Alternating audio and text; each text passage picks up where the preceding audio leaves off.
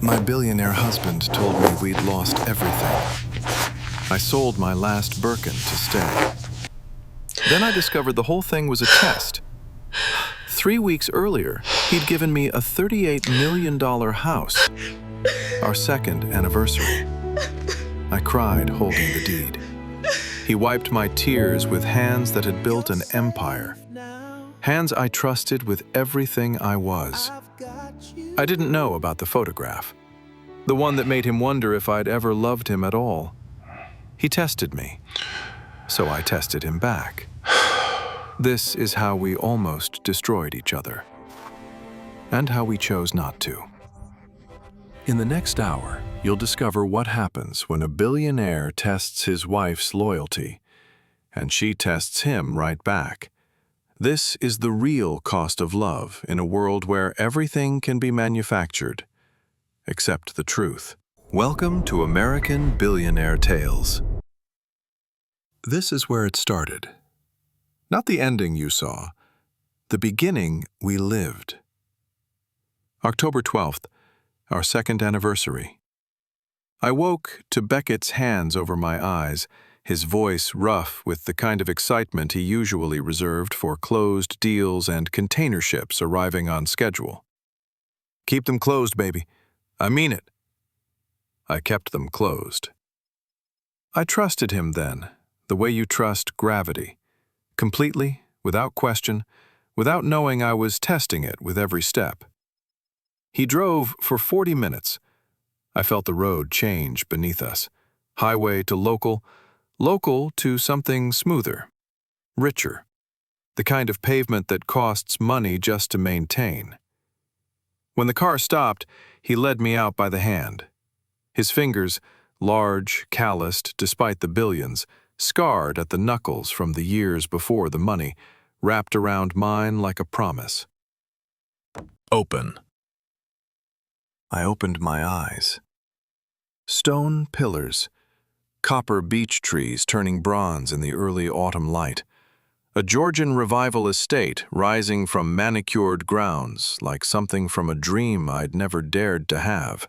12,000 square feet of cream stone and cedar shingle, copper gutters aged to verdigris, windows that caught the morning sun and threw it back like a challenge. Stonehaven, our home. Though I didn't know its name yet. "Happy anniversary," he said, like he'd bought me flowers, like this was ordinary. I couldn't speak. My hands, the hands that had once counted coins for bread, that had sold noodles on street corners, that had learned to smile through hunger, now covered my mouth while tears streamed down my face. $38 million. For me. Because he loved me. "You deserve every square foot," he said, and his voice, that rough, unpolished voice that had never learned to whisper in boardrooms, cracked on the last word. He handed me a leather folder. Inside, the deed. My name on it. Not his and mine. Just mine. I held it like something sacred. Because it was. I didn't know then that papers could be weapons, that gifts could be tests, that the man who gave me everything would one day take it all away, just to see if I'd stay. But that morning I just cried and let him hold me, and believed that love like ours couldn't break. We were both wrong.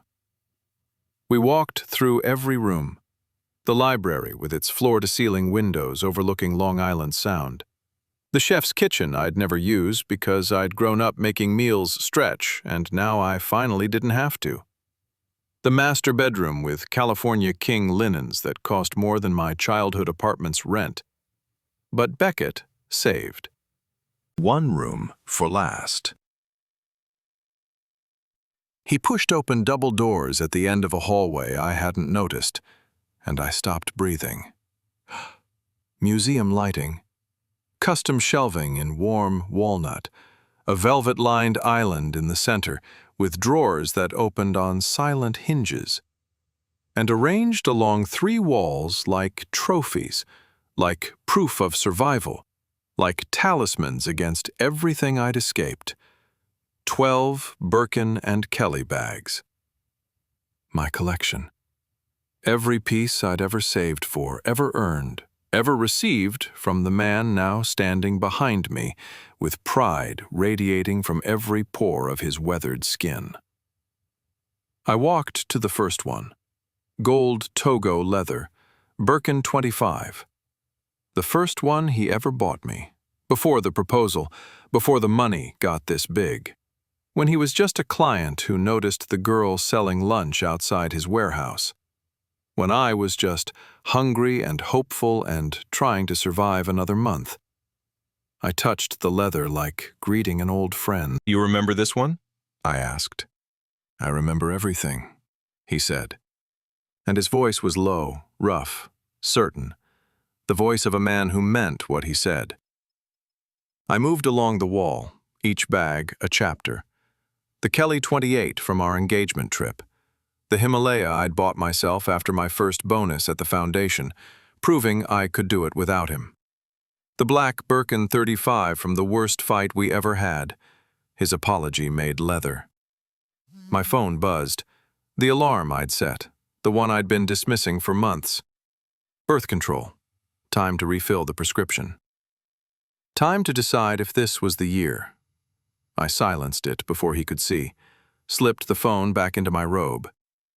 Beckett was examining the Himalaya, touching it with those calloused hands like it might break. He had no idea what it cost. He had no idea I was looking at him and wondering if I was ready to give him what he'd never asked for, but always wanted. He had no idea about a lot of things. I kissed his cheek. "Thank you," I said. "For the house, for the closet, for seeing me when I was nothing." He pulled me close, his stubbled jaw against my forehead. "You were never nothing." But I had been. We both knew it. And we both knew I was terrified of becoming nothing again. The bags watched from their shelves, museum lighting on symbols of survival. I didn't know I'd soon pack them into shopping bags and watch the empty shelves illuminate nothing at all. The crown came calling 3 days later. I was still unpacking, still learning which drawer held silverware, still discovering rooms I didn't know we had, when the doorbell echoed through the foyer like a summons. 3 women stood on my doorstep. I knew immediately what they were. I'd met their type before, in different clothes, different tax brackets, but the same fundamental structure. Women who measured each other like weapons and smiled like they weren't doing it. The one in front, blonde, round-faced, contoured to within an inch of her life. Portia Ravenswood. I'd learn her full name later, but her title was obvious from the way she stood. Queen. Her green hazel eyes scanned me from hair to shoes in the time it takes to blink. Her thin lips curved into something that resembled a smile, the way a knife resembles a hug. "We came to welcome you," she said. Empty hands, no gift. "I'm Portia. This is Isolde." A striking woman with honey-brown eyes that carried permanent sadness. And Maris. Heart-shaped face, delicate frame, the air of someone waiting for bad news. "Thank you," I said. "Empty-handed? How refreshing. Most guests at least pretend." Portia's smile sharpened. The others exchanged a glance I wasn't supposed to catch. They swept past me into the foyer without invitation, examined the art, the fixtures, the square footage they already knew because everyone in the Crown knew everyone's numbers.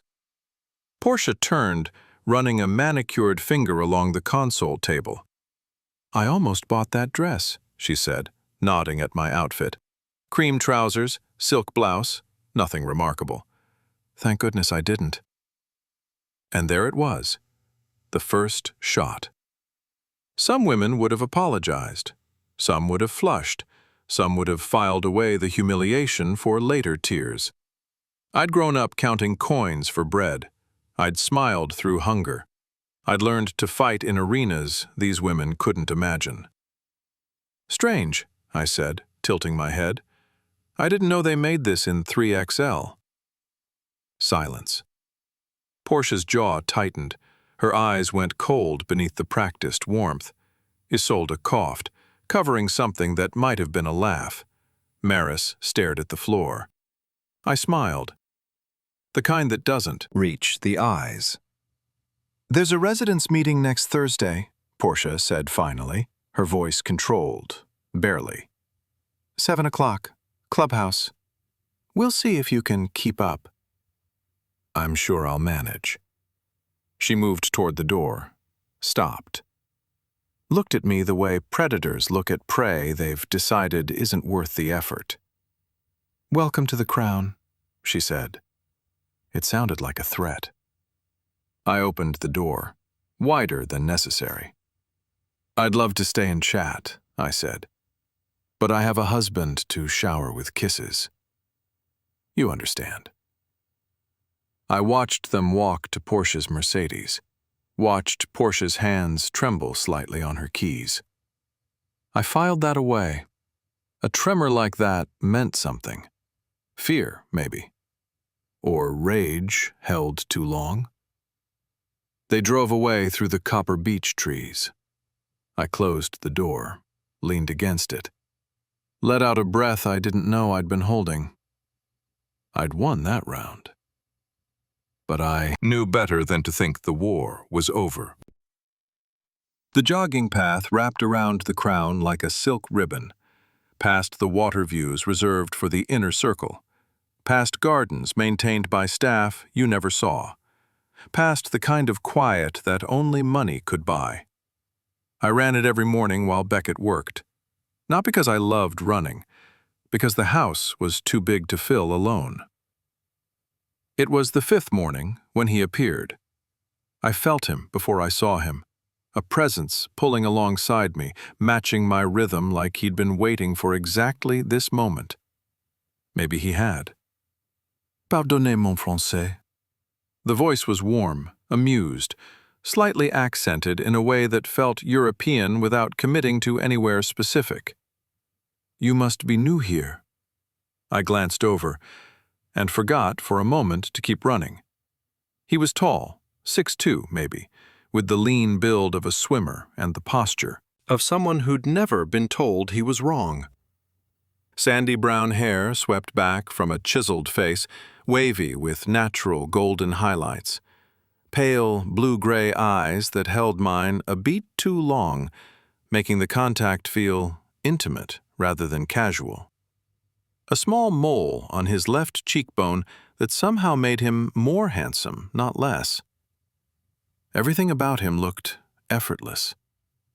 Everything about him was calculated. "Définitivement nouvelle," he said, slowing his pace so I'd slow mine. "And definitely beautiful." I should have run faster. Should have ignored him. Should have mentioned my husband in the first sentence. Instead, I laughed. "That's a line," I said. "A good one, but still a line."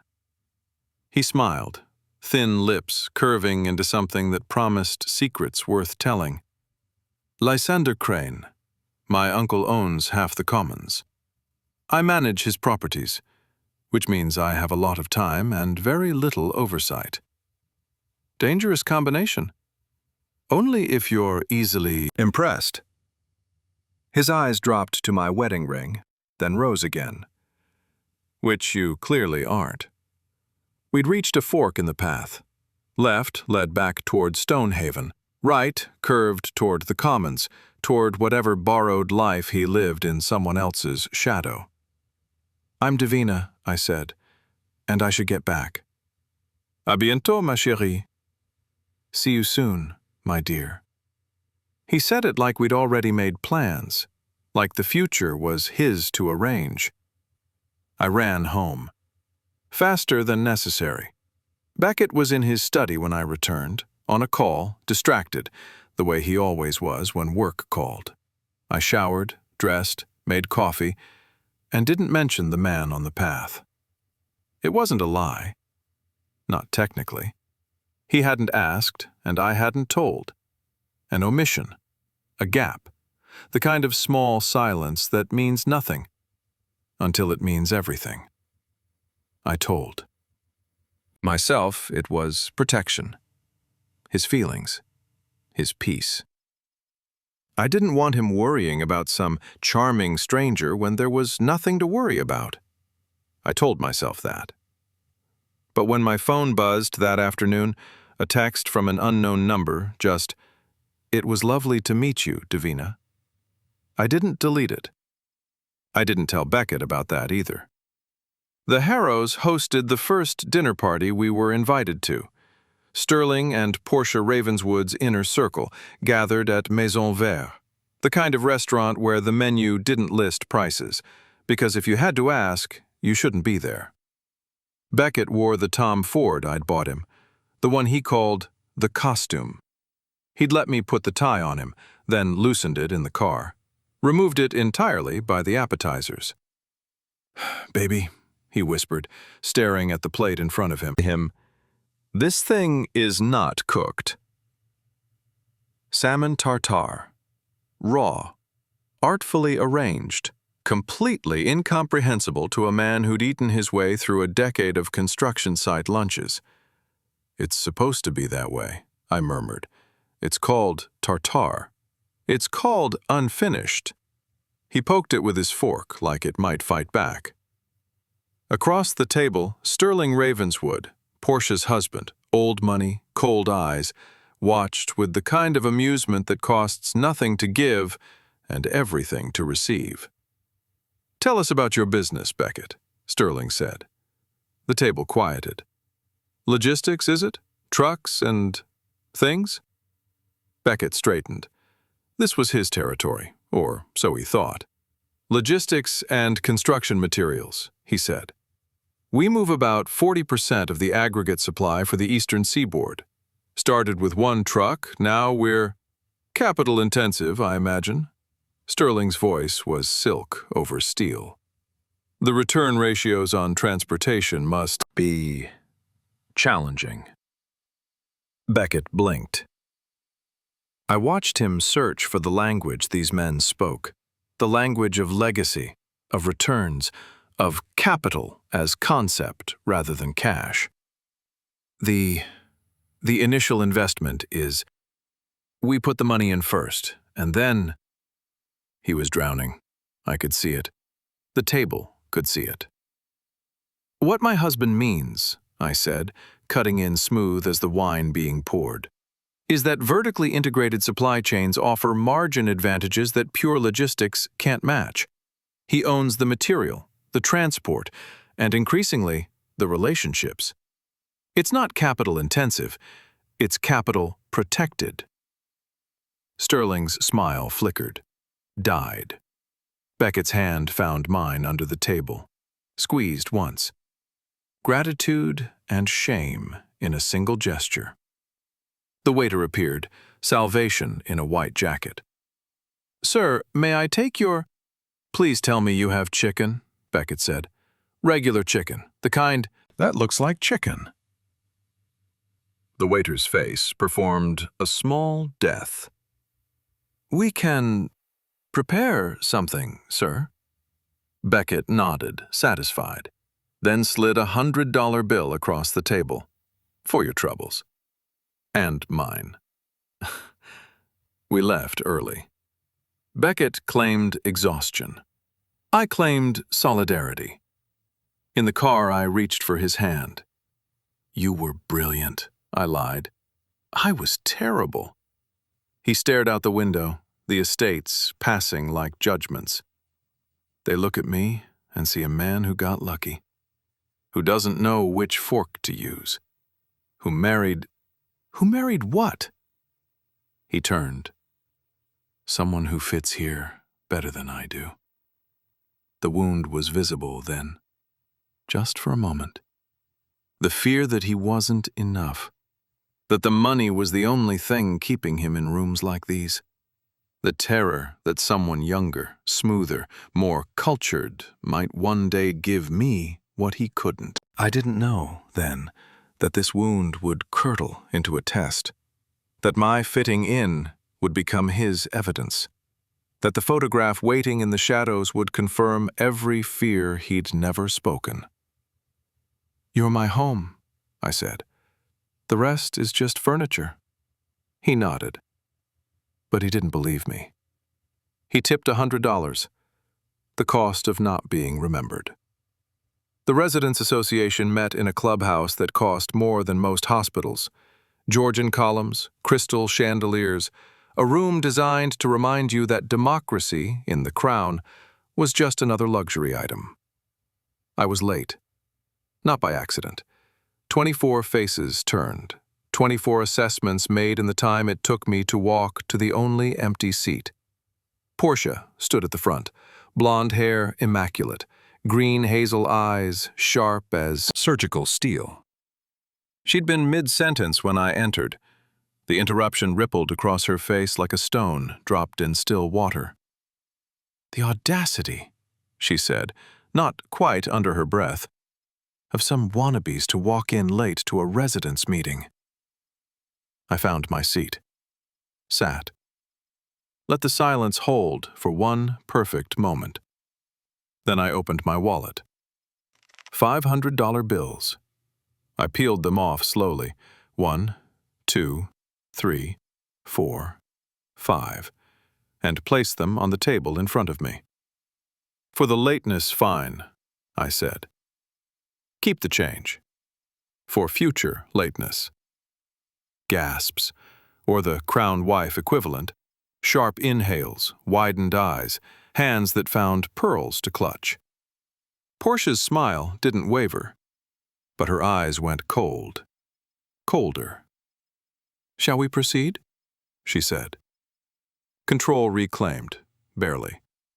The meeting moved through its agenda: vendor contracts, charity gala planning, the kind of business that mattered to people whose real business was each other.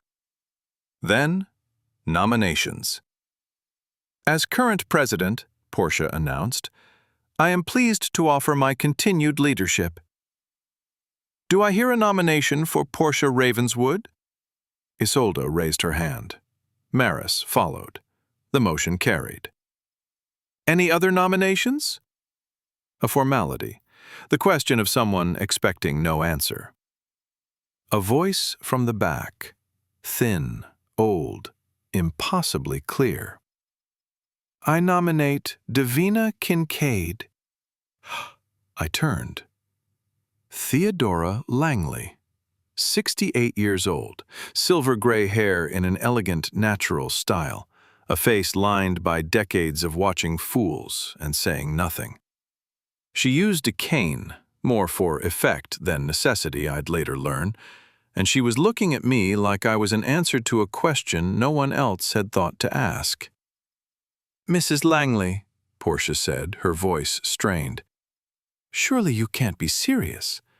Mrs. Kincaid has been a resident for, 3 weeks?" "Sometimes," Theodora said, rising, her cane clicking against the marble floor.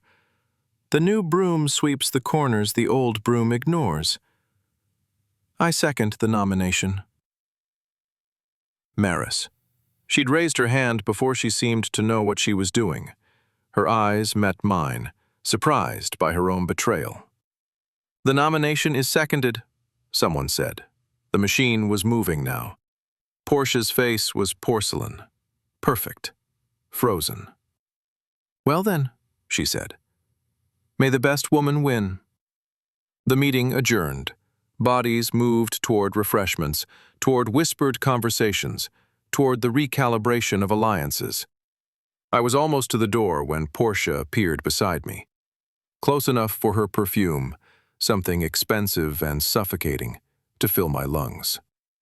"You're making the worst mistake of your life," she said, smiling. "I'm going to enjoy watching you learn that." She walked away. Her hand, the right one, the one with the tremor, shook slightly at her side. I stood in the marble foyer of the clubhouse. The nominee, the contender, the woman who just declared war without knowing what the other side was hiding. I thought I'd won something that day. The nomination, the respect. I didn't know that while I was conquering the residence meeting, someone was sending my husband a photograph that would change everything. The crown had noticed me now. That was the problem. I thought I'd won something that day. The nomination, the respect. I didn't know that while I was conquering the residence meeting, someone was sending my husband a photograph that would change everything. It became a routine. That's how these things always start. Morning jog, Lysander appearing at the fork in the path like clockwork. The multilingual greetings that made me feel worldly just for receiving them. Bonjour, ma chérie. Buenos dias, hermosa. Some mornings Italian. Buongiorno, bella. Delivered with that half smile that promised he had better words waiting if I'd just ask for them. I didn't ask. But I didn't run the other direction either. The texts came next, harmless at first. Observations about the estate, jokes about the Residents Association, a photograph of a sunset over Long Island Sound with the caption, "Thought you'd appreciate this." I appreciated it. That was the problem. Beckett worked. Long hours in his study, phone calls that stretched past dinner, site visits that took him away for days. I understood. I'd always understood. The money didn't make itself. The empire required tending. But when he was gone, the house felt too big. And Lysander listened. Cualquier cosa que haya robado esa luz de tus ojos, he said one morning, slowing beside me on the path. Debe ser algo especial. Whatever stole that light from your eyes must be something special. I should have been offended. Should have told him my eyes were fine. Should have mentioned my husband. Instead, I laughed. That's either very romantic or very cheesy. Why not both? His pale, blue-gray eyes held mine a moment too long. The best things usually are. That night I sat across from Beckett at dinner. He was on his phone between bites, reading reports, answering emails, his attention a luxury I couldn't seem to afford. I thought about mentioning Lysander. The jogging, the texts, the way he made me feel seen when my own husband didn't look up from his screen. The words sat in my throat like stones. I swallowed them instead. "Everything okay?" Beckett asked, finally glancing up. "Perfect," I said, and smiled the smile I was learning to wear like armor. The omission grew heavier that night. Not a lie, never a lie. Just a gap where truth should have been. A silence shaped like guilt. I told myself it was nothing. A friendship, harmless. I told myself Beckett wouldn't understand because there was nothing to understand. I told myself a lot of things. My phone buzzed. "Lysander, same time tomorrow?" I typed back yes before I could think better of it. The wedding ring caught the lamplight as my thumb hit send. I noticed it and kept scrolling anyway. Celeste Crane's birthday. Celebration at the main Crane estate. An invitation I should have declined. Beckett had a site visit. 2 days, he'd said, kissing my forehead. "You'll be fine. Make connections." I made connections, just not the kind he meant. The Crane house was old money dressed as new. Tech billions layered over family portraits that watched with disapproval. Lysander met me at the entrance like he'd been waiting. "Tu es vraiment extraordinaire ce soir," he said, eyes traveling the length of my dress. Midnight blue, floor length, carefully chosen. "You are truly extraordinary tonight." "You should save the French for the birthday girl," I said. But I didn't move away when he took my arm. He introduced me to his aunt, Celeste Crane, 38, former model, blonde, blue-eyed, Pilates sculpted in a way that cost time and money in equal measure. Everett Crane's third wife, trophy wife if you were being honest, which no one in the crown ever was. Davina Kincaid, Lysander said. The newest addition to the inner circle. Celeste's smile didn't reach her eyes. It didn't even try. "How lovely," she said, her gaze lingering on Lysander's hand on my elbow. "You two seem close." I didn't understand the hostility then. I would later. Lysander gave a toast, Italian this time. "Non essere triste, bella." Don't be sad, beautiful. Directed at his aunt, but delivered with his eyes finding mine across the room. I looked away too slowly. Someone was taking photos. Estate staff, hired for the event, capturing candids of the guests. I posed when asked, smiled when appropriate. Didn't notice how often the camera found me beside Lysander. We talked for hours. About art, about travel, about the suffocation of being beautiful in a world that wanted nothing from you but beauty. He quoted poetry, Verlaine appropriately, and I laughed at his jokes and forgot for entire minutes at a time that I was married. Celeste watched from across the room. Her smile never wavered, her eyes never warmed. At some point, Lysander touched my arm while making a point. At another, he leaned close to whisper something funny, and I tilted toward him without thinking. The camera captured all of it. Every laugh, every lean, every moment that looked exactly like what it wasn't. Or maybe exactly like what it was becoming. I left the party at 11, texted Beckett that I was home safe, fell asleep alone in our California King. I didn't know about the photographs.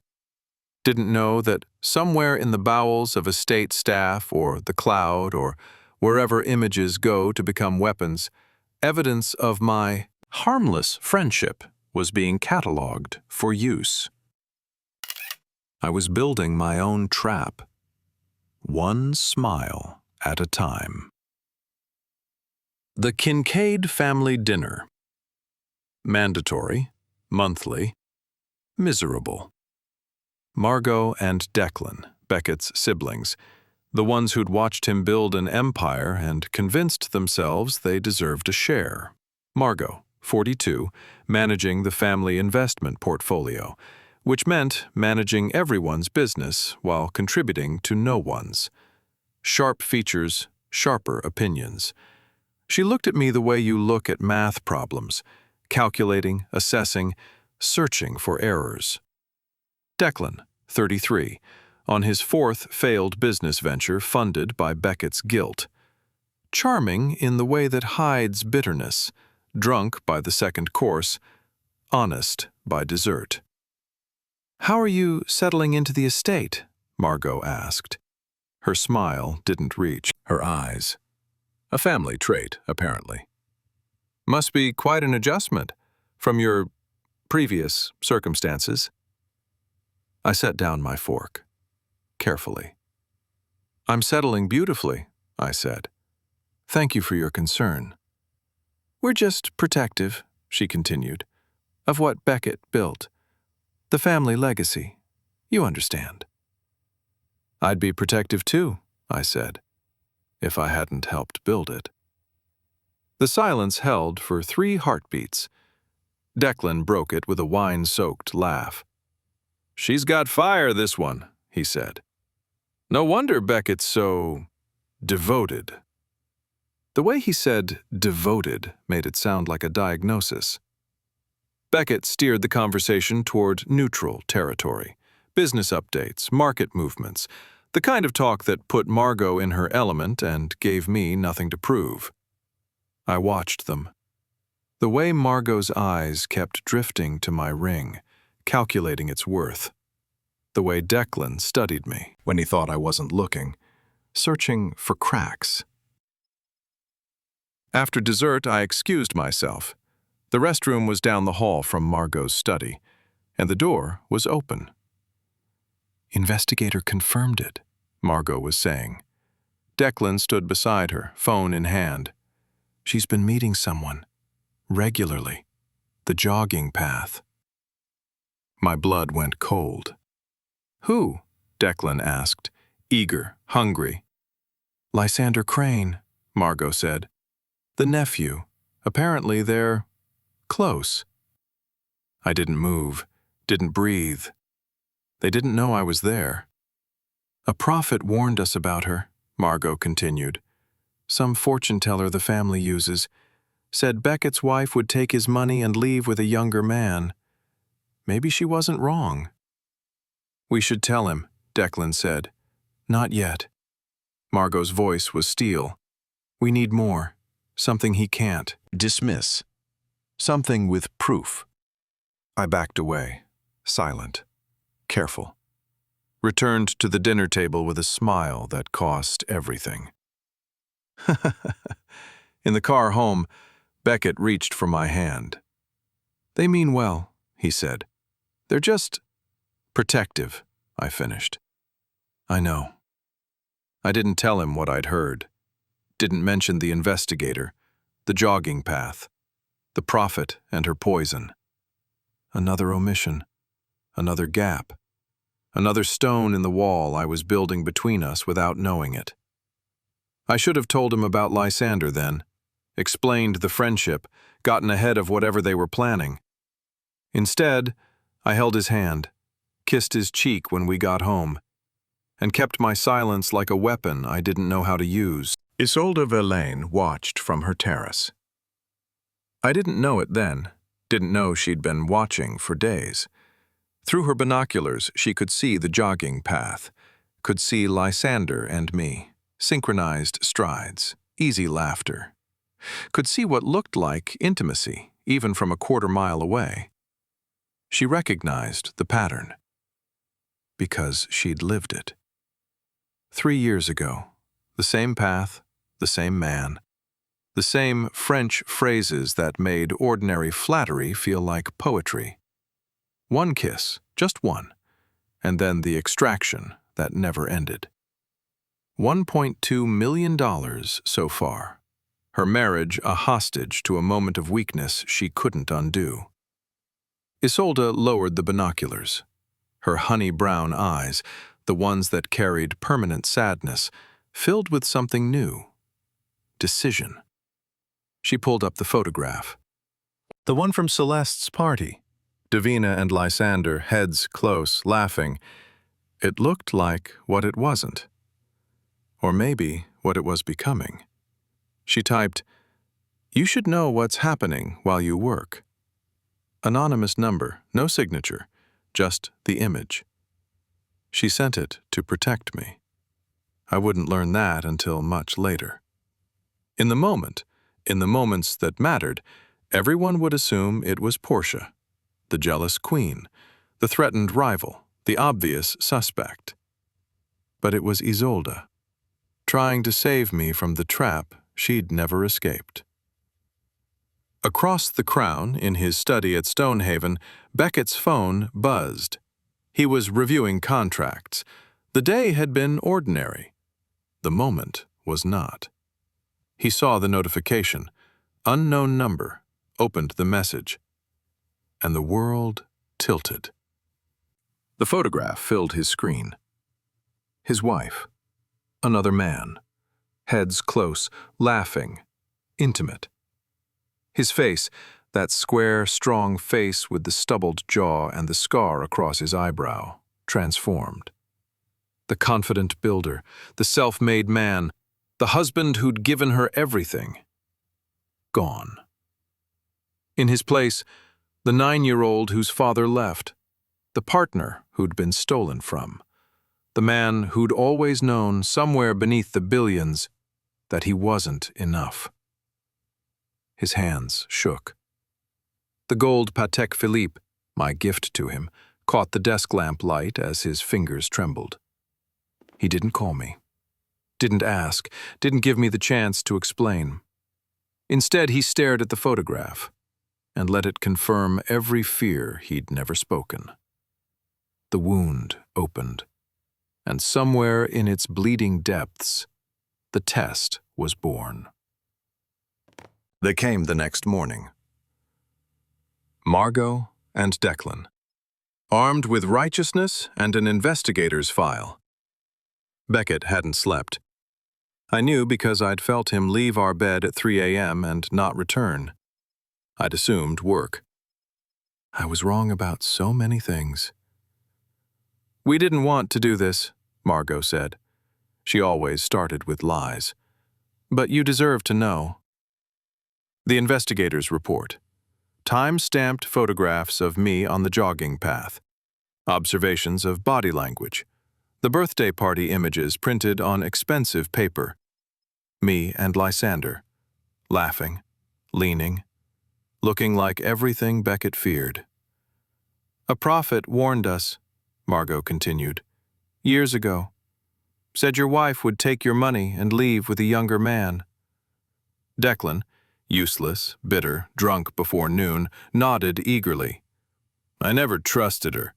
She looks at things like she's pricing them." "That's enough, Beckett," he said.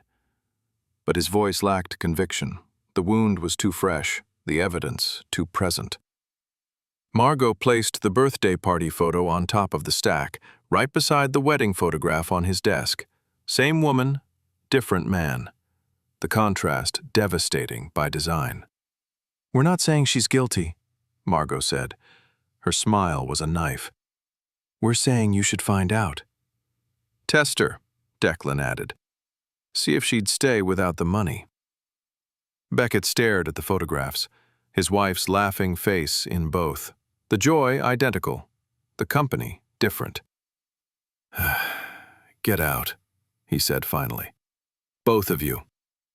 They left, triumphant in their poison. Beckett sat alone with the evidence, the investigator's file, the photographs, the prophet's warning echoing in his sister's voice. He picked up our wedding picture, ran his thumb across my face in the frame. He loved me. That was never the question. The question was whether his love was enough to survive his fear. Whether he could trust what he felt over what he saw. He couldn't. His father had left, his partner had stolen. History had taught him that love without proof was just hope waiting to be broken. "Marcus," he said, his voice steady, decided.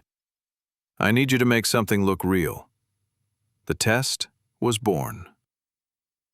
He built the trap at 2 a.m., while I slept in our bed dreaming of nothing. The container fire story. A ship called the Meridian Star, real vessel, fake disaster. Marcus in finance manufacturing the documents. Insurance claims denied. Debts appearing on balance sheets that had never known red ink. Beckett sat at his desk, constructing a reality designed to break me. Or prove me. He couldn't tell the difference anymore.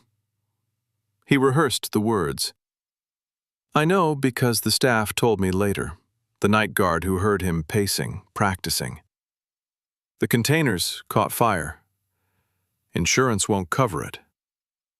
We've lost everything. He said it a dozen ways, trying to find the version that would sound real, that would break through whatever performance I might give and find the truth beneath. Would she stay?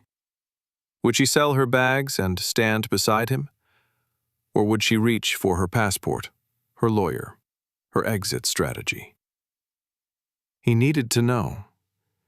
And he couldn't just ask. The wound wouldn't let him. His father's ghost, his partner's theft, the photograph of me with another man, laughing like I'd never laughed with him. He put the birthday party photo in his desk drawer, face down.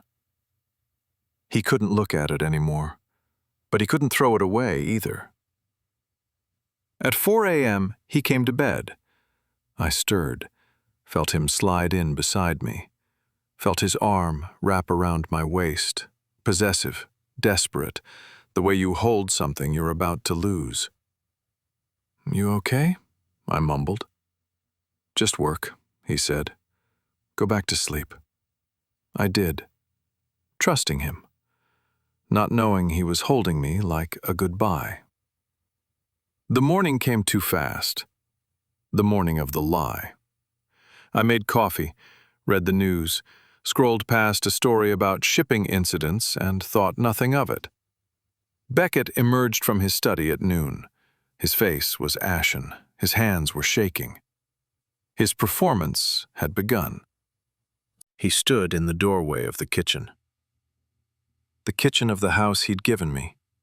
The house whose deed bore my name. "Baby," he said, "I need to tell you something." I turned, and the life I knew ended. "Baby, I need to tell you something." 7 words. That's all it takes to end a world. He sat across from me at the kitchen island, the marble island in the kitchen I never used because I'd spent too many years cooking out of necessity. His face was gray. His hands were clasped in front of him, white-knuckled. His eyes wouldn't meet mine. "The containers," he said. "The Meridian Star shipment. There was a fire at sea." A fire? I didn't understand yet. Didn't know what containers had to do with us. Was anyone hurt? The cargo was everything. Everything we had invested. The construction materials for the Eastern Seaboard contracts. The insurance. He shook his head. The insurance won't pay. Some exclusion, some clause. Marcus is still fighting it, but... But what? He looked at me then, and I saw it. The terror. The shame. The thing he'd been building toward. "We've lost everything," he said. "The accounts are frozen. The debts are... Davina, we're ruined. We might have to sell the house." The house. The $38 million house. The deed with my name on it. The sanctuary he'd built for me. The closet with my Birkins. The life I'd finally allowed myself to believe I deserved. My hand went to my wrist. The scar. The broken window from childhood. The poverty I'd escaped. It was reaching for me again. I could feel it. The cold fingers of hunger, of shame, of wearing clothes, from donation bins and smiling through empty stomachs. And then, "What do you need from me?" The words came out before I thought them, before I calculated, before I even finished being terrified. "What?" His voice cracked. "What do you need?" I repeated, reaching across the marble island, taking his shaking hands. "Tell me what to do. What can I sell? What can I cut? How do we survive this together?"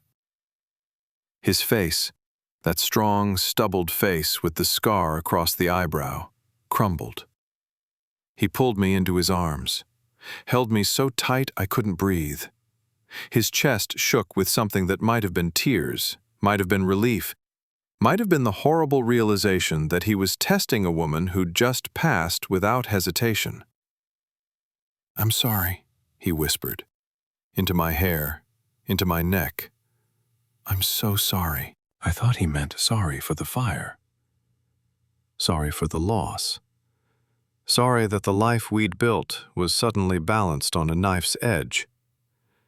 I didn't know he was sorry for the lie, for the test, for the cruelty of manufacturing the crisis just to see what I would do. Would I have stayed if I'd known? If I'd understood in that moment that the fire wasn't real, that the debt was fiction, that my husband was watching to see if I'd run? I don't know. and that uncertainty would haunt me for a long time. But in that kitchen, in that moment, I didn't know anything except that the man I loved was breaking, and I would break with him before I'd leave. "We'll figure it out," I said. "Together. Whatever it takes." And just like that, the life I'd built, the closet, the bags, the house, the safety, all of it balanced on a lie I didn't know was a lie. I believed him. Of course I did. He was my husband. Would I have stayed if I'd known? If I'd understood in that moment that the fire wasn't real? That the debt was fiction? That my husband was watching to see if I'd run? I don't know. And that uncertainty would haunt me for a long time. And just like that, the life I'd built, the closet, the bags, the house, the safety, all of it balanced on a lie I didn't know was a lie. I believed him. Of course I did. He was my husband. The morning after he told me we'd lost everything, I fired the cleaner. Rosa, 53. She'd worked for the previous owners and stayed when we arrived. I didn't know her children's names, didn't know her story, only knew the particular way she folded towels and the silence she carried through rooms I barely entered. "I'm sorry," I said, handing her the severance check. 2 months, more than I could afford if the numbers were real. "It's not your work, it's our circumstances." She looked at me the way people look at the recently diagnosed, pity wearing professionalism's mask. I picked up the vacuum myself. My hands remembered. The chef was next. Marcus, not the CFO Marcus, a different one. The one who made dinners I never appreciated and breakfasts I rarely ate. He took it better than Rosa. "Rich people always think money problems are permanent," he said. "They never are. Good luck, Mrs. Kincaid." I cooked dinner that night. Pasta with garlic and olive oil. The kind of meal that costs almost nothing and tastes like survival. Beckett watched me from the kitchen doorway, his face unreadable, his eyes wet. "You don't have to do this," he said. "Yes," I said, not looking up. "I do." He didn't know I'd spent my childhood making meals stretch, counting pasta by the strand, learning which spices could make poverty taste like intention. My hand drifted to my wrist. The scar. I caught myself and stirred the pot instead.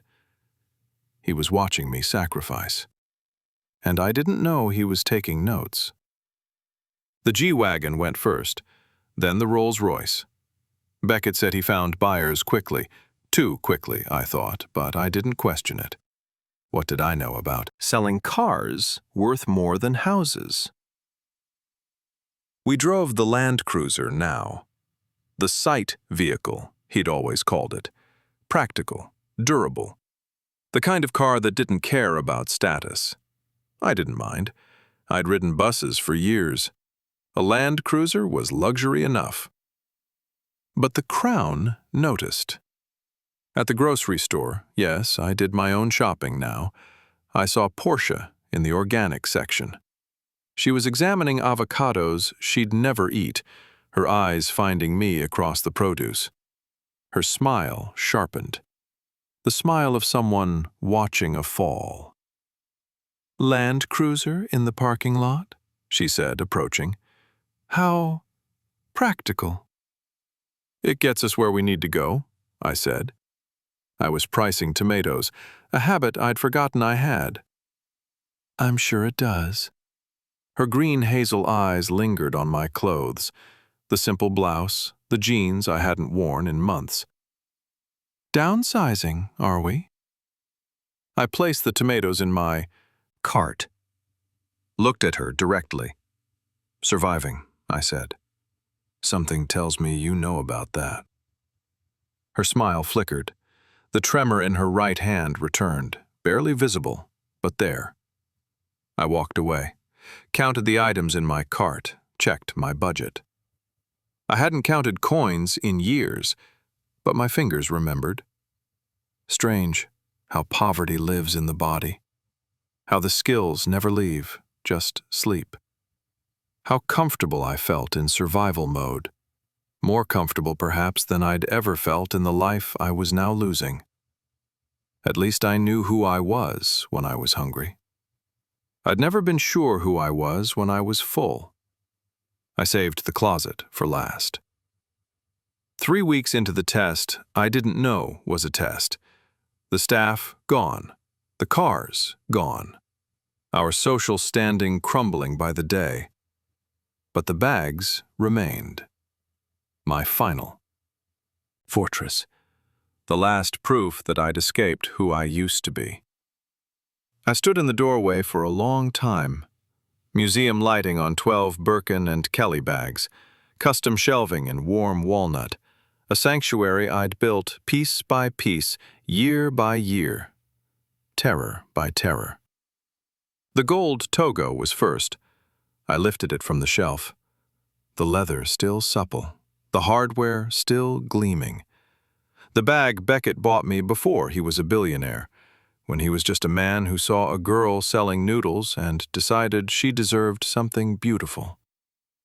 My hands shook. I hated that they did. I placed the bag into its dust cover, then into a shopping bag. 1 down, 11 to go. The Kelly 28 from our engagement trip. Gone. The Himalaya I'd bought myself, proof I could do it without him. Gone. The black Birkin from our worst fight. His apology made leather. Gone. Each bag was a chapter I was closing. Each removal was a version of myself I was letting die. The last one, a Rouge H, rich as wine, bought on our first anniversary, sat alone on the shelf for a moment. Then it joined the others. I turned to leave. And stopped. Looked back. The shelves were empty. Museum lighting illuminating nothing. The sanctuary, hollow. My hand went to my wrist. The scar. The window I'd climbed through as a child. The poverty I'd spent my whole life fleeing. It had found me anyway. Or I'd let it in. For him. I cried. Once. Then stopped.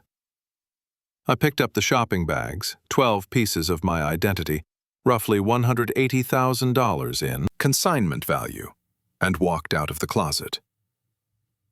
The light stayed on behind me, illuminating absence, proving loss. Some sacrifices are quiet. This one roared in silence. That evening, we sat in the living room. The room we'd hosted parties in. The room with art we might have to sell. The empty closet was visible through the open bedroom door. Museum lighting still on, still illuminating nothing. Beckett stared at his whiskey. He'd barely touched it. His large hands wrapped around the glass like it might save him. "I don't know how we come back from this," he said, his voice rough, broken in places I hadn't heard before. I set down my wine, moved to sit beside him on the couch, took his hands, those calloused, scarred hands that had built an empire, and now shook like a child's. "We come back by being us," I said. "Before the money, before the house, before any of this." He looked at me. Really looked. His deep brown eyes, usually so hard to read, were an open wound. "You could leave," he said. "You should leave. Find someone who can." "If the hard life includes you," I said, "then I'm ready." His face crumpled. Not dramatically. Beckett didn't do drama, just collapsed inward. The strong jaw went soft, the stubbled cheeks trembled. He pulled me against his chest, held me so tight I felt his heartbeat against my temple, too fast, too desperate. "I love you," he whispered, into my hair, into my skin, into the marriage he was secretly destroying. "I love you too." He should have ended it then. Should have confessed. Should have said, "The fire wasn't real. The debt isn't real. I tested you and you passed, and I'm sorry." He didn't. He held me, and cried, and said nothing. I would learn later, much later, what those tears meant. Not relief, not gratitude. Shame. The shame of a man watching his wife prove her love, while he proved his cruelty. But that night I just held him back. Believed his tears were grief. Believed we were breaking together. We were. Just not the way I thought. The text came during the worst week. "Lysander, I heard what happened. Can I help?" I should have ignored it.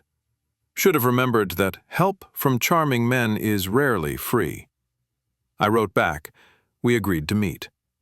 The jogging path, our usual spot. I told myself he was a friend. I was an idiot. He was waiting when I arrived.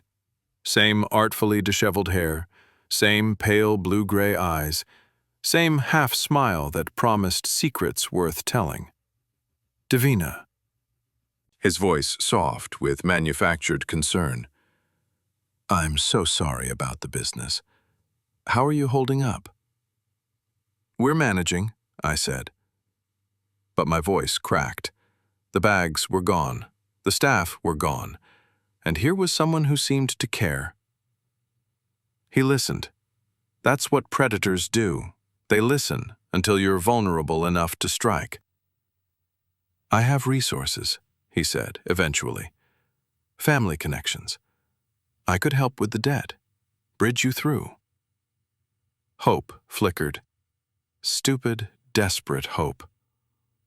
That's generous," I said. "What would you need in return? Equity? A note?" He stopped walking, turned to face me. "Just one night," he said. His pale eyes held mine, not warm anymore, cold, calculated. "You get double whatever you need." The world stopped. I heard the words, processed them, felt them land like a slap. "What?" "You heard me." His half-smile was still there, but now I saw what it meant. It's business. You need money. I have money. Everyone gets what they want. The mask was off. The French phrases, the poetry, the cultured listening, all of it. Hunting techniques. And I was the prey. "I would rather starve," I said. My voice didn't shake. I was proud of that. His face flickered. Surprise, recalculation. The predator encountering unexpected resistance. "Davina, I would rather lose everything," I said, "than give you anything. You're not a friend. You were never a friend. And if you contact me again, I'll make sure your uncle knows exactly what kind of nephew he's housing." I walked, then ran. All the way back to Stonehaven. I passed the test I didn't know I was taking. Chose my husband over a monster's money. But the monster was still out there. And I had a feeling I wasn't the first woman he'd hunted on that path. I was walking back from the jogging path, shattered but intact, furious but controlled. The Mercedes pulled alongside me, black, immaculate, the kind of car that cost more than people's houses. "Get in." Portia Ravenswood. The last person I wanted to see, the last person I expected to offer a ride. I got in anyway. Too tired to resist, too broken to be suspicious. "You look like you've seen a ghost," she said. Her green hazel eyes flicked to me, then back to the road. "Something like that." She drove in silence for a moment. Her right hand, the one with the tremor, gripped the steering wheel. "I know about Lysander," she said. The words hung in the air. I turned to look at her profile, the contoured cheekbones, the immaculate makeup, the performance that never stopped. "What do you know?" "I know what he is," she said. "What he does. The path, the languages, the way he makes women feel special before he makes them pay." My blood went cold. "How do you know?"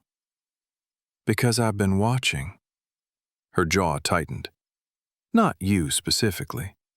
Him. Watching him circle. I've seen it before." She stopped the car, turned to face me. "I've been keeping you in check," she said. "The shade, the competition, the residence, association games. But not because of him. Not because I wanted you vulnerable for him." "Then why?" Her smile was bitter. "Because you're a threat. Because you don't belong here. Because watching you struggle makes me feel less trapped." I stared at her. The queen of the crown, admitting she was as caged as the rest of us. "Her hand on the election is tomorrow," she said. "May the best woman win. For real this time." She put the car in drive, pulled back onto the road. Neither of us spoke again. But something had shifted.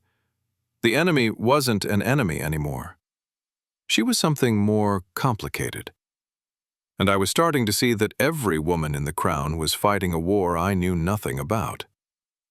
I won. The election, the presidency, the seat at the head of the crown's table. Theodora shook my hand, her lined face smiling. "I knew you had it," she said. "The new broom sweeps the corners." Portia's controlled conceded gracefully. Her smile didn't reach her eyes, but when did it ever? "Congratulations, Mrs. Kincaid," she said. "You've earned it." I watched her leave. Something in her posture, the careful way she moved, the tension in her shoulders, made me uneasy. I left the celebration early, told Beckett I needed air, drove to Ravenswood Manor on instinct. I don't know what I expected to find. Maybe nothing. Maybe just to check. The window was open. The voices carried. I froze. Sterling's voice, low, dangerous, the voice of a man who'd never been denied anything. And then, Portia scream. The scream. I ran to the window, saw everything.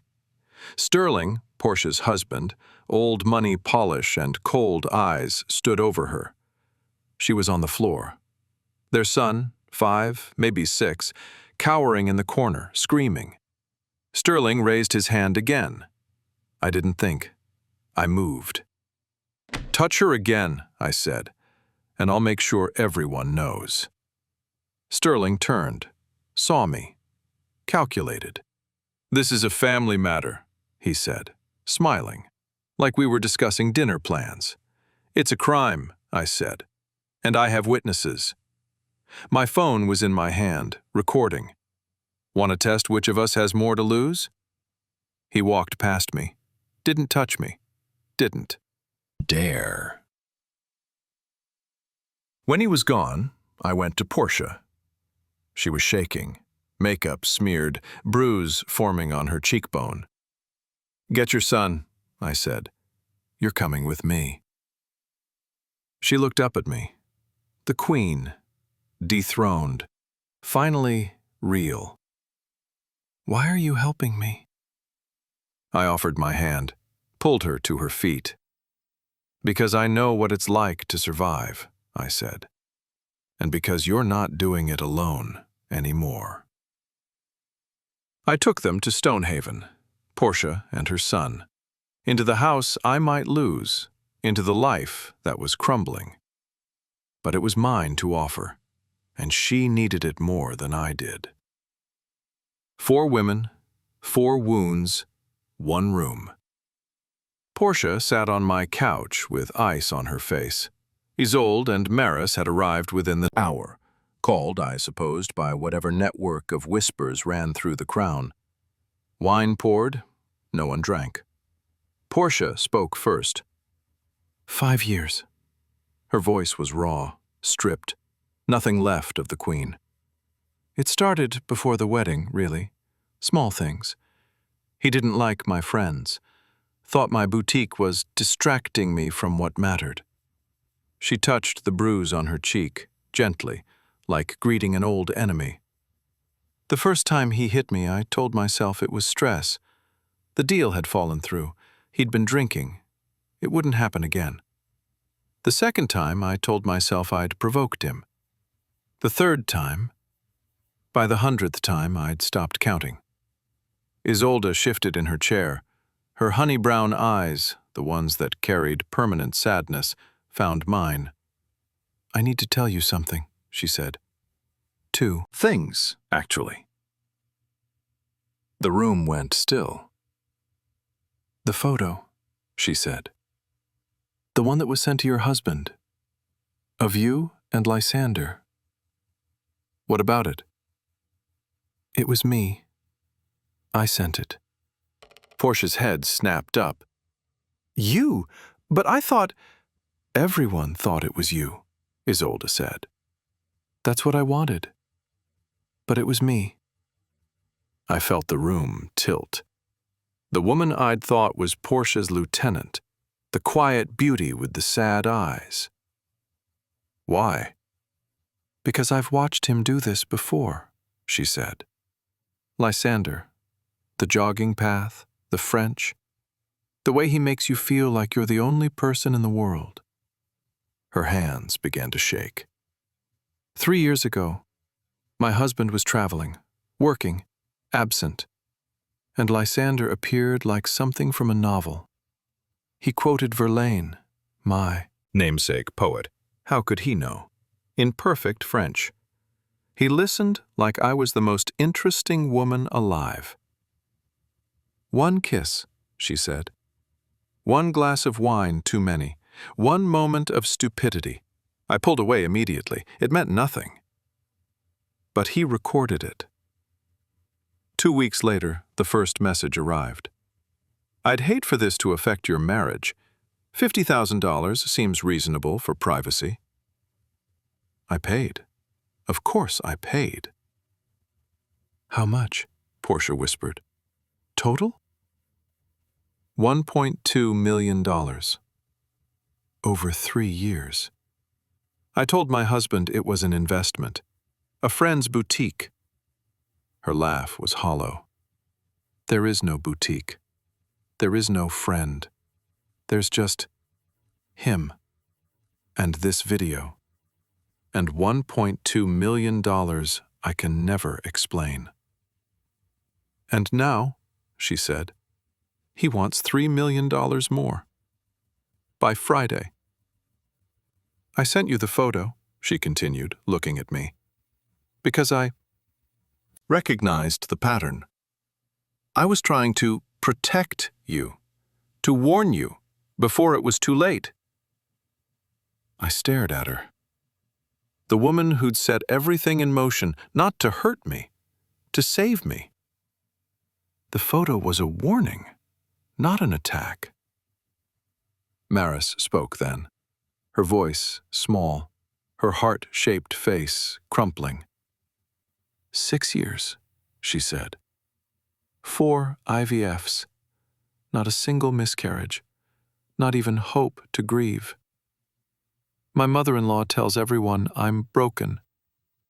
And my husband, I think he's seeing someone else. The calls, the trips, the way he looks at me like I'm a problem he can't solve. I moved to sit beside her, took her hand. "And you?" Portia asked, looking at me. "What's your wound, Davina?" I looked around the room. 4 women who'd entered as strangers, 4 masks now on the floor. "I sold my Birkins," I said. "All of them. For a man who might be testing me, though I didn't know it then." I felt the words settle, the truth I hadn't admitted even to myself. "But I'd do it again," I said. "Because this room, you women, this is worth more than any bag." "Lysander wants $3 million in 10 days?" I said, standing. "He's going to get something else entirely. Here's what we're going to do. Portia, we find you a lawyer, the best, someone Sterling's money can't buy. Isolde, Lysander is mine, I handle him. Maris, you confront your husband, get the truth. Whatever it is, you face it. And we do this together, all of it." Portia almost smiled. First time I'd seen it look real. "When did you become our general?" "About 5 minutes ago," I said, "when I realized that every woman in this room has been fighting alone. That ends tonight." The photo was a warning, not an attack. Everything I'd assumed, every story I'd told myself about who was my enemy, crumbled in that moment. Who else had I been wrong about? What other truths had I been too certain to question? By dawn, we had a plan. Portia would see a lawyer. Maris would confront her truth. And I would do what I do best, what I learned in a life before Birkins and penthouses. I would hunt. Subscribe now to see how Davina responds when she discovers the truth, and whether love can survive when both partners know exactly what the other is capable of. Hit that bell for our next tale of fortune and fate. The morning after the sisterhood confession. Dawn light through empty windows. I stood in what used to be my closet, museum lighting on nothing.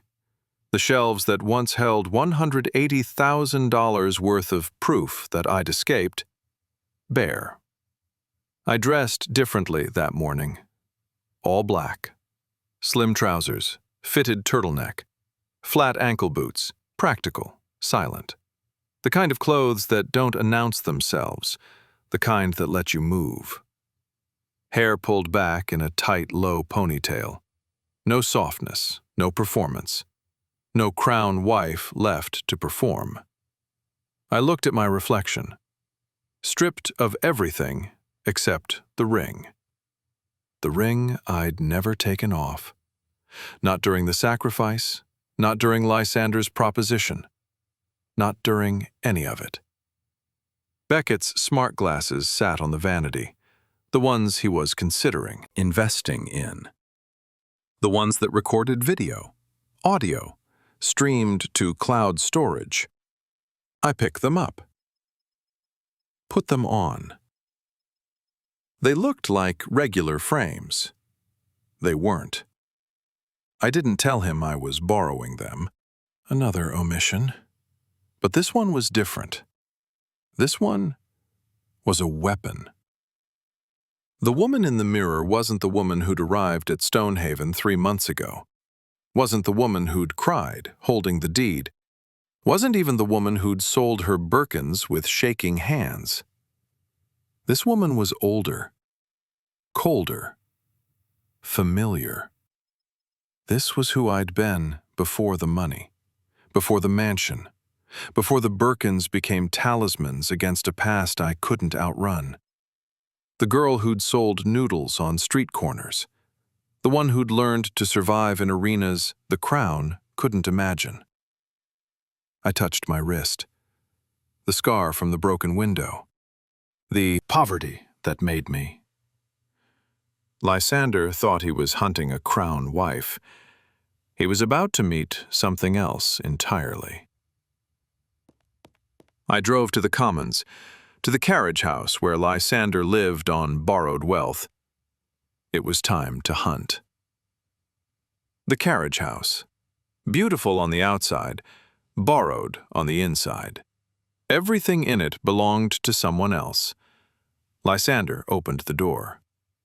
Same artfully disheveled hair, same pale blue-gray eyes, same half-smile that had once made me feel special. Divina.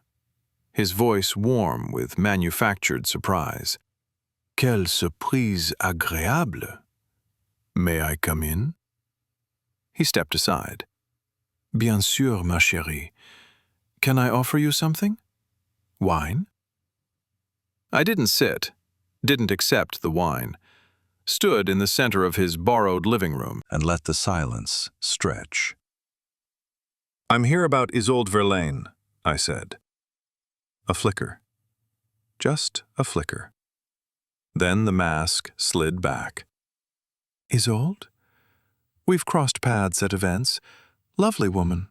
What about her? $1.2 million over 3 years. A recorded kiss. A demand for $3 million more in 10 days. These sound like serious accusations. His smile hardened. I hope you have proof, because otherwise this sounds like defamation. My uncle has excellent lawyers. You recorded her without consent, I said. You've been extorting her ever since. And now you want $3 million because your uncle is cutting you off and you need escape money. He moved toward the door, casual, controlled. I don't know what that woman has been telling you, he said, but I'd be careful believing the fantasies of a desperate housewife. I pushed harder, named the pattern, the jogging path, the languages, the way he made women feel special before making them pay. His smile never wavered. He was good at this, better than I'd expected. You're wearing interesting glasses, he said finally, his eyes on the frames. My husband's, I said. They record video, audio, stream to cloud storage. Everything you've said since I walked in has been captured. His eyes flickered, calculating. Whatever you think you're doing. I'm offering you a chance, I said. Delete every video, return the money, disappear. He smiled. The smile of a man who'd played this game longer than I'd worn designers. Even if any of this were true, which it isn't, you have no leverage. A recording of me denying accusations? Useless. He was right. The direct approach wasn't working. I moved toward the door. Seemed defeated. Better luck next time, chérie, he said. And then, Salvation walked out in a bikini. Baby, are you coming back to... The voice. The woman. Celeste Crane. Everett's third wife. The trophy. The ice queen who'd given me stank eye at her own birthday party. She stood in the bedroom doorway. Silk robe over bikini. Hair mussed. Post-coital carelessness written across her perfect, expensive face. She stopped. Saw me. The temperature dropped to Arctic. Lysander, she said, who is this woman? Before he could answer, she crossed to him, kissed his cheek, proprietary, possessive, oblivious to what she'd just revealed. I watched. The smart glasses recorded.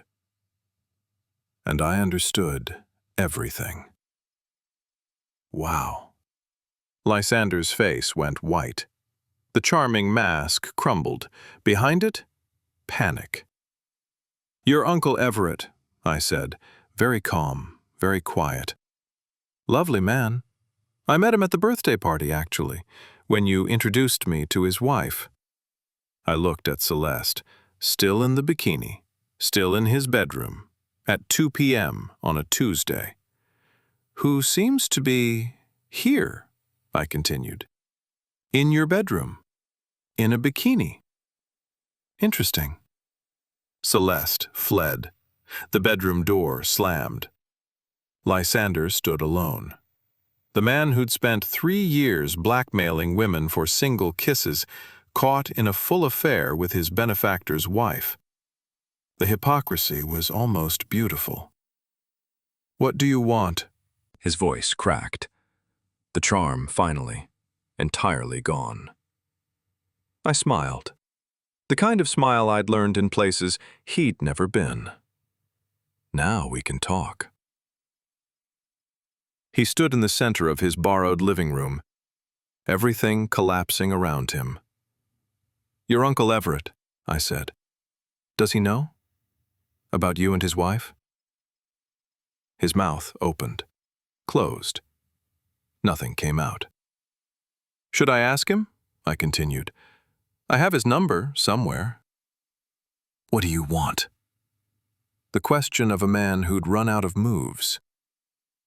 I told him.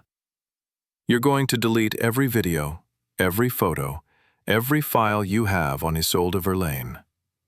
Tonight. In front of me. And?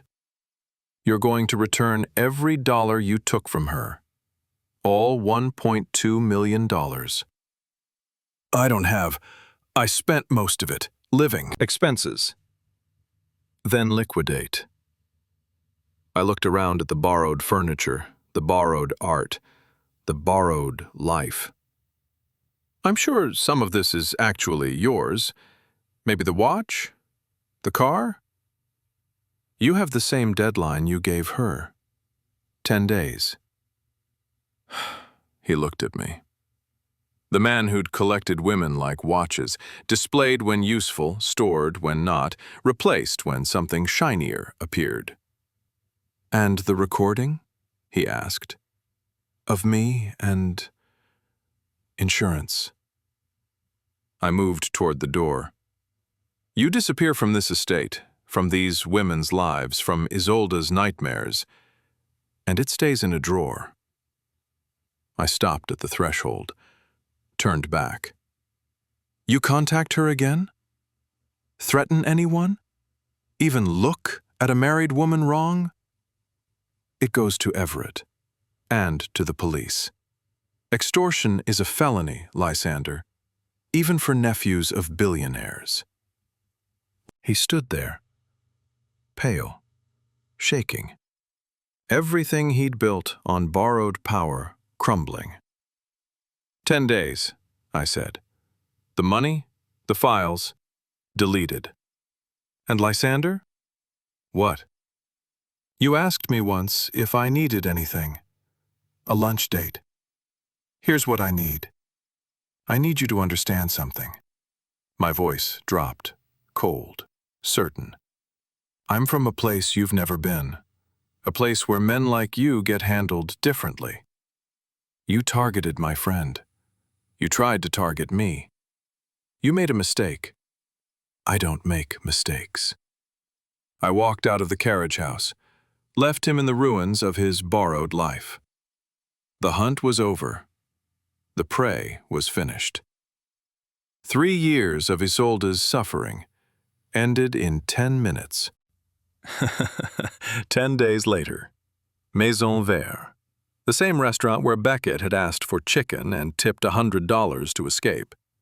But tonight, the table was ours.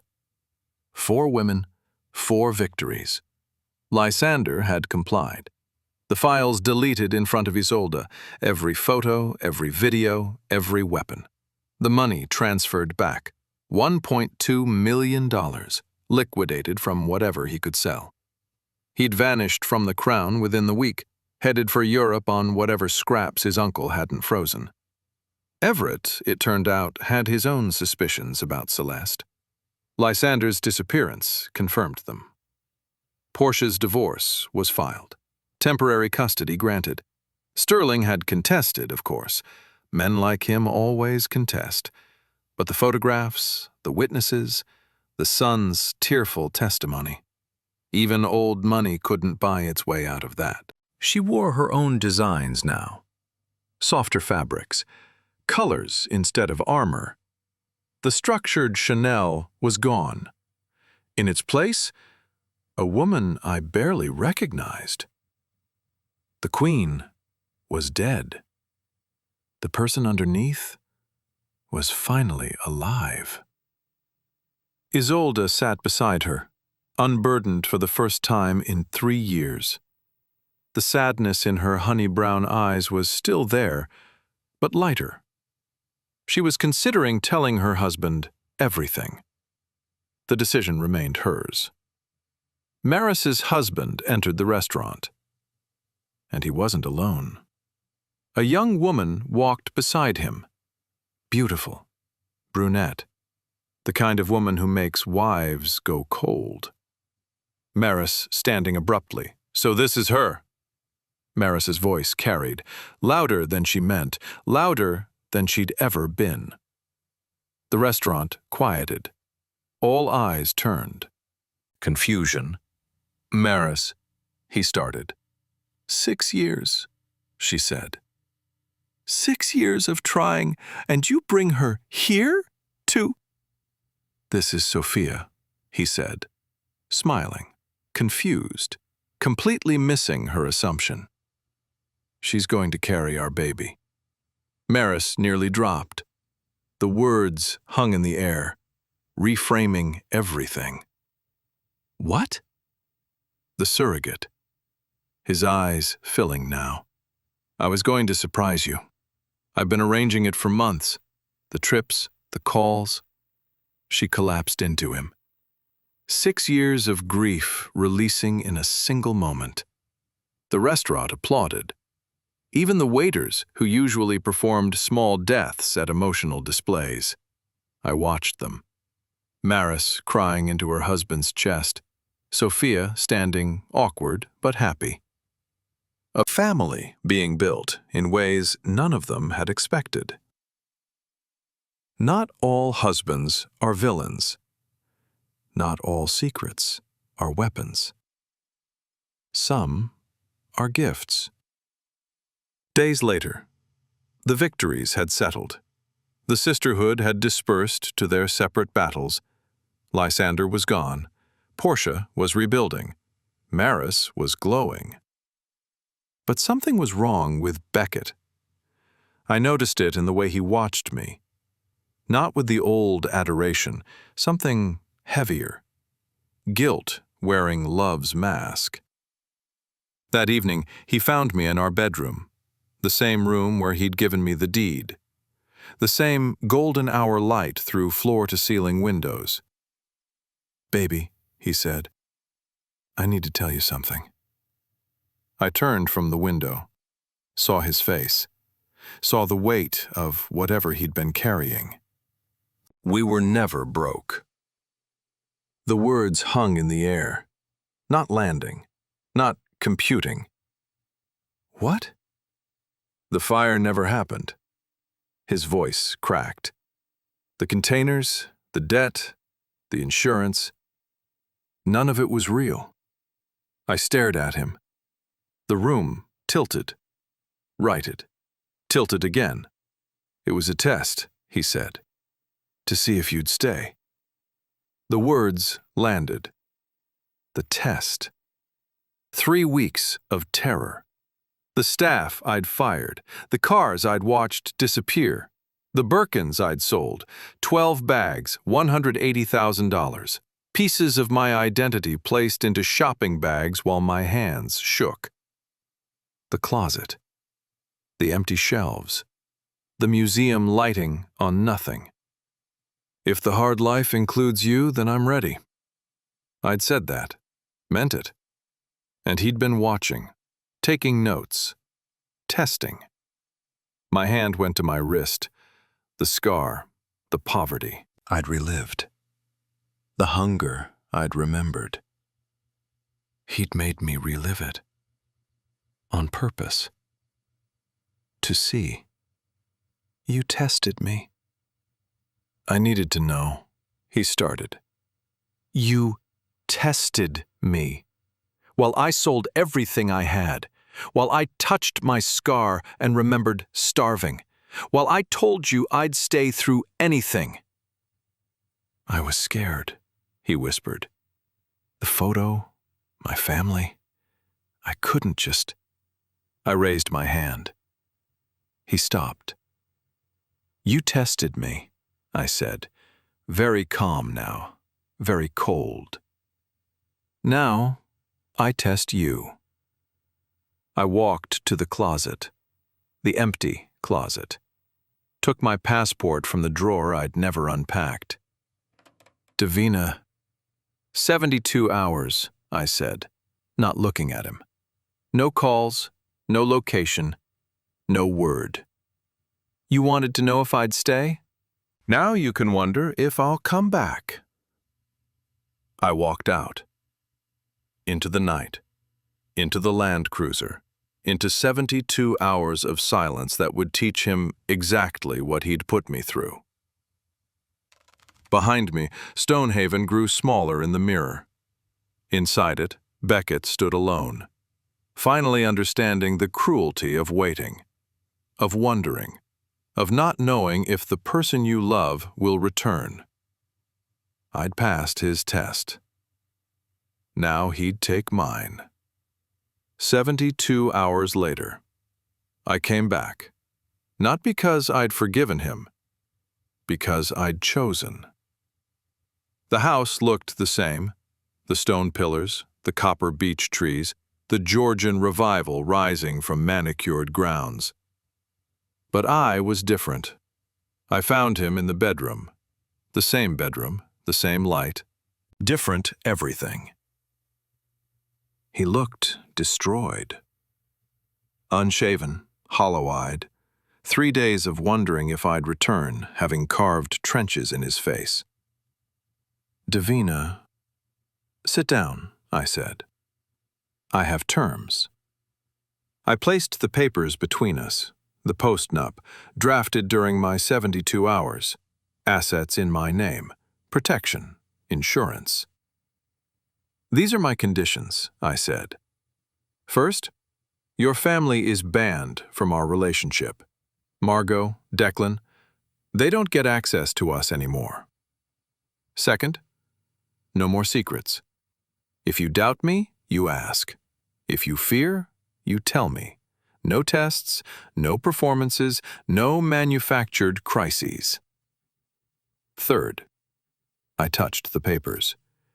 You sign this, without reading, just as I signed the deed you gave me, on faith, on trust, on the belief that love doesn't need fine print. He took the pen. Didn't read, didn't question, just signed. The way I had, all those months ago. When he handed me a $38 million house and I cried holding the deed.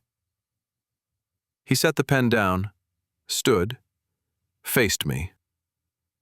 I'm sorry, he said. Not for the first time, not for the last. I know, I said. Not forgiveness, just acknowledgement. He pulled me into his arms, held me the way you hold something you almost lost, something you almost destroyed. I let him, leaned into his chest, felt his heartbeat, too fast, still afraid. Over his shoulder I saw the closet, not empty anymore, simpler. One Birkin on the shelf, the gold Togo bought back, the first one. The proof that some things can return, but not all things. Some marriages survive on trust. Ours would. Survive on something harder. The memory of what we'd been willing to do to each other, and the choice, every day, not to do it again. He held me in the bedroom where this all began, the same walls, the same light, different people.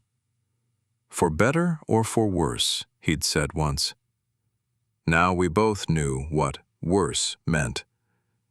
And we were still here. He signed without reading. just as I had all those months ago when he handed me the deed to this house.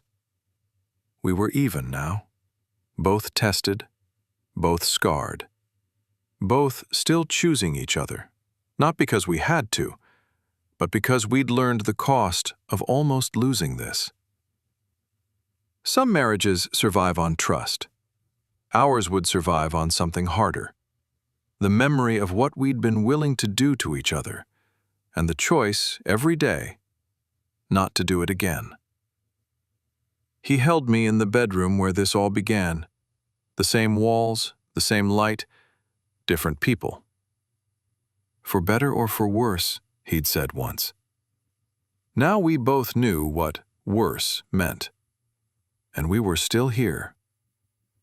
This is American Billionaire Tales, where fortune meets fate. I'm Michael, and every story we tell carries the same quiet truth. Love is not found. It's forged. In fire. In loss. In the choice to remain when walking away would be easier.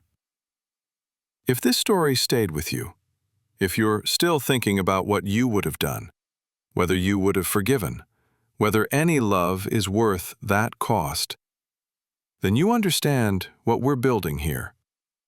We're on a journey. 1,000 hearts by January 10th. 1,000 people who believe that stories like this, stories with teeth, stories that haunt, deserve to exist. Subscribe. Share this with someone who needs to hear it. Become part of what we're creating, not an audience, but a community. Because the next story is already waiting. Another empire, another impossible choice, another truth that tastes like redemption, but feels like loss. And we'd love for you to be here when it arrives. Until then, may your fortune find its fate. And may you choose wisely.